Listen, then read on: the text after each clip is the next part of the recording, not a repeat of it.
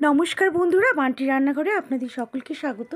আর আজকে আমি নতুন একটা রেসিপি বা পিঠার রেসিপি আপনাদের শেয়ার করতে চলেছি। সেটা হয়ে গেল চীনা পিঠা। এই পিঠাটা করার পদ্ধতি খুবই সহজ আর খুবই সরল, আর খেতে লাগে অসাধারণ। এই পিঠা একবার খেলে অন্য পিঠা সব ভুলে যাবেন। চলুন তাহলে রেসিপিতে আসি। প্রথমে তো নারকেলটাকে গুড় দিয়ে, কুড়ানো নারকেলটাকে গুড় দিয়ে ভালো করে মেখে নিয়ে কড়াইয়ের মধ্যে সেঁকে নিতে হবে। আর তার মধ্যে দিয়ে দিতে হবে ভেজে রাখা সুজিটা দিয়ে ভালো করে চিনি বা গুড় যেটা আপনারা চান সেটা দিয়ে কিন্তু ভালো করে পাক দিতে হবে। ততক্ষণ পাক দেবেন যতক্ষণ না এটা একটা ডো আকারে আসে। তো সেভাবে এটাকে পাক দিতে হবে, খুন্তিটা দিয়ে অনবরত নাড়তে হবে। তা না হলে কিন্তু এটি তলা দিয়ে ধরে যেতে পারে বা পুড়ে যেতে পারে। গ্যাসের ফ্লেমটা একেবারে আস্তে করে আমি কিন্তু এর মধ্যে আরও কিছুটা গুড় দিয়ে, কিছুটা চিনি দিয়ে একটা সুন্দর ডো করব, কারণ এটা একটু মিষ্টি মিষ্টি হয়। আর এই মিষ্টি পিঠা খায় মিঠার লাগে, তো এই কথাটা যতটা প্রযোজ্য ততটাই চিনি দেব, কিছুটা পরিমাণ গুঁড়ো দেব। বেসিক্যালি এটা গুড় দিয়ে করলে বেশি টেস্ট হয়, তো আপনারা কিন্তু চিনি বা গুড় দুটো দিয়ে করতে পারেন। আমি কিন্তু গুড়টাকে একটু গালিয়ে রেখেছিলাম, খেজুর গুড়টাকে, তারপরে সেটা দিয়ে কিন্তু এটাকে অনবরত নেড়ে নেড়ে পাক দেব যতক্ষণ না ডোট আকারে হয়। প্রয়োজন হলে, যেহেতু সুজি আছে, সুজি অনেকটাই ফুলে যায়, প্রয়োজন হলে কিন্তু আপনারা অল্প অল্প করে জল দিয়ে এই ডোটাকে বানাতে পারেন।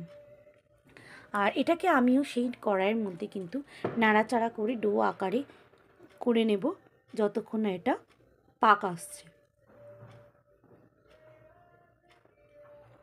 পাকটা এমনইভাবে করতে হবে যাতে করে কিন্তু এটা হাতে করে গড়া যায়, ঠিক সেইভাবে একটু চিটচিট ভাব আসবে ততক্ষণ কিন্তু এটাকে আমি নাড়াচাড়া করব। প্রয়োজনে একটু জল দেবেন যতক্ষণ না এটা ডো আকারে আসছে। সুজি তো মিশে যায়, আর দেখতেই পাচ্ছেন নাড়াচাড়া করতে করতে মোটামুটি পাক ধরে গেছে। আর এই দেখুন কি সুন্দর একটা ডো আকারে এসছে। এবারে এটাকে কিন্তু আমি নাবিয়ে নেব একটা থালার মধ্যে নিয়ে। অল্প একটু হালকা ঠান্ডা হলে এটা কিন্তু হাতের মধ্যে একটু ঘি মাখিয়ে এরকম গোল গোল বা একটুখানি ডিম্বাকার শেপ দিয়ে আপনারা আপনাদের পছন্দ মতো শেপ দিয়ে ছোটো ছোটো করতে পারেন, করে গড়ে নেবেন। এটা কিন্তু আস্তে আস্তে ফুলে যাবে, তো সে কারণেই খুব বেশি বড় করার নেই।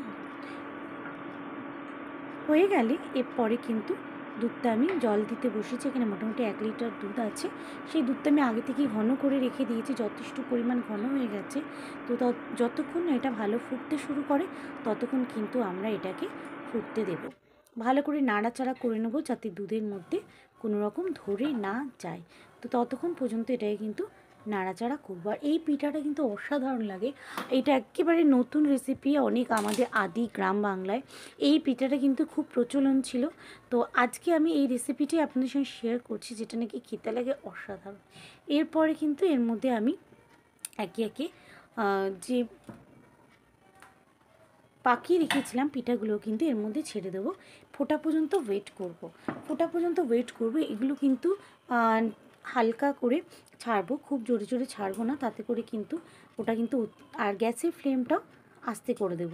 করার পর এটাই কিন্তু আস্তে আস্তে নাড়াচাড়া করব, নাড়াচাড়া করে নেব। পিঠাগুলো কিন্তু আমার সব কটাই দেওয়া হয়ে গেছে।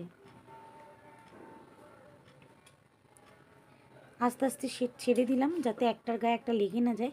এবারে কিন্তু খুব হালতো হাতে কিন্তু এটাকে নেড়ে দিতে হবে, নাহলে কিন্তু পাত্রে লেগে যেতে পারে। হয়ে গেল।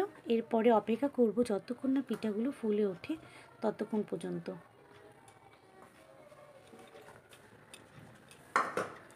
দিয়ে মাঝে সাঝে কিন্তু আলতো হাতে একে নাড়াচাড়া করতে হবে যাতে করে তলায় ধরে না যায়, এটা কিন্তু খেয়াল রাখতে।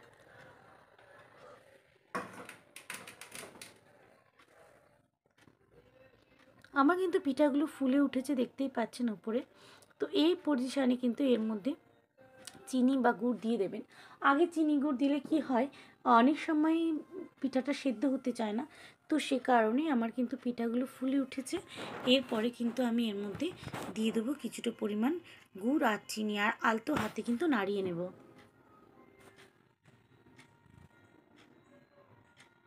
দিয়ে দিলাম কিছুটা পরিমাণ চিনি। পিঠাগুলো যেহেতু ফুলে উঠেছে সেহেতু আমি কিন্তু চিনি দিয়ে দিলাম। দিয়ে ভালো করে চিনিটাকে কিন্তু আলতো হাতেই নাড়াতে হবে, খুবই আলতো হাতে নাড়াবে। আপনি চাইলে পুরো গুড় দিয়েও করতে পারেন, তো আমি কিছুটা গুড় আর কিছুটা চিনি এতে অ্যাড করি।